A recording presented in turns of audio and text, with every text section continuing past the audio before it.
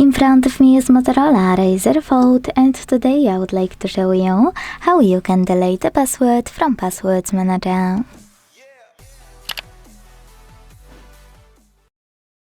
First of all, you need to open Devices Settings and scroll to choose Passwords, Passkeys and Accounts.